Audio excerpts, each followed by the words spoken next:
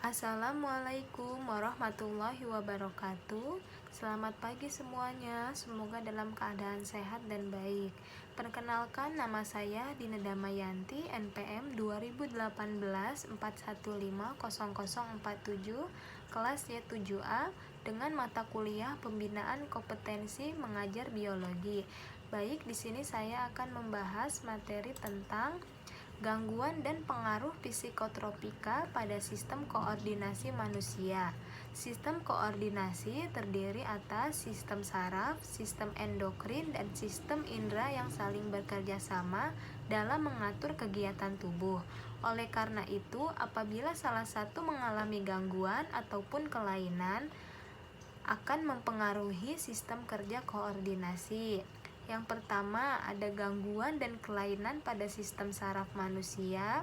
Yang kedua, ada gangguan dan kelainan pada sistem endokrin atau hormon manusia. Yang ketiga, ada gangguan dan kelainan pada sistem indera manusia. Kita bahas dulu yang pertama, gangguan dan kelainan pada sistem saraf manusia. Sistem saraf dapat mengalami gangguan dan kelainan. Gangguan dan kelainan tersebut dapat mengakibatkan penyakit pada sistem saraf, yaitu penyakit meningitis, hidrosefalus, neuritis, Parkinson, gegar otak, epilepsi, Alzheimer, afasia, dan atakasia. Yang kedua, gangguan dan kelainan pada sistem endokrin atau hormon manusia. Tubuh kita kadangkala mengalami gangguan sekresi hormon. Beberapa faktor yang mengalami sekresi hormon antara lain adalah stres, infeksi, penuaan, genetik, dan lingkungan. Gangguan sekresi hormon dapat berupa sekresi hormon yang berlebihan atau hipersekresi, atau yang kekurangan sekresi hormon disebut hiposekresi.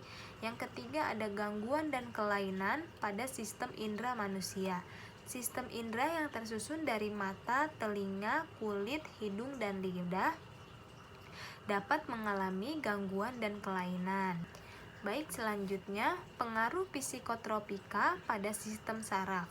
Beberapa obat-obatan tertentu bermanfaat dalam bidang kesehatan dengan cara kerja yang mempengaruhi sistem saraf. Misalnya, obat penghilang rasa sakit. Akan tetapi, obat-obatan tersebut dapat disalahgunakan oleh oknum-oknum tertentu sehingga menimbulkan gangguan pada sistem saraf. Salah satu obat yang sering disalahgunakan adalah psikotropika. Psikotropika merupakan zat atau obat baik alamiah maupun sintetik yang berkhasiat psikoaktif melalui pengaruh selektif menurut susunan saraf pusat yang menyebabkan perubahan khas pada aktivitas mental maupun perilaku. Selanjutnya, berdasarkan pengaruhnya, obat-obatan tersebut dapat dikelompokkan menjadi beberapa golongan. Yang pertama ada sedaaktif, stimulan, halusinogen, dan painkiller. Obat-obatan golongan sedaaktif dapat memberikan efek penenang dengan menurunkan aktivitas otak. Contohnya, Valium dan barbiturat.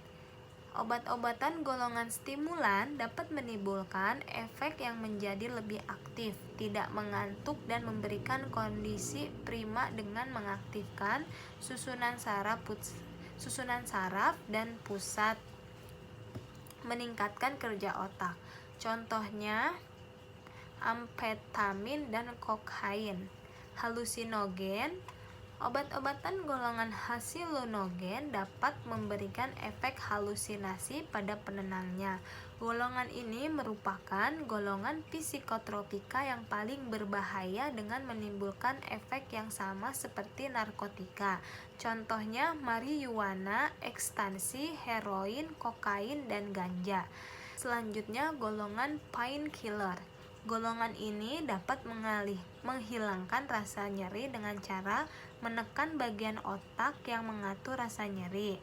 Penggunaan golongan ini dapat mengakibatkan ketergantungan, contohnya opium, morfin, dan kokain. Penggunaan obat-obatan psikotropika melebihi dosis dan tanpa pengawasan dokter dapat berakibat buruk terhadap sistem koordinasi. Beberapa gangguan yang diakibatkan oleh psikotropika terhadap sistem saraf sebagai berikut. Yang pertama, hilangnya koordinasi tubuh. Hal tersebut terjadi karena dopamin yang berfungsi sebagai neurotransmitter dalam tubuh berkurang. Yang kedua, pengaturan saraf terhadap kendali otot, gerak, dan denyut jantung melemah. Baik, apakah ada pertanyaan di materi kali ini? Jika tidak ada, saya akan meng-share materi hari ini ke grup WA ya. Terima kasih atas waktunya semuanya. Wabillahi taufiq walhidayah. Wassalamualaikum warahmatullahi wabarakatuh.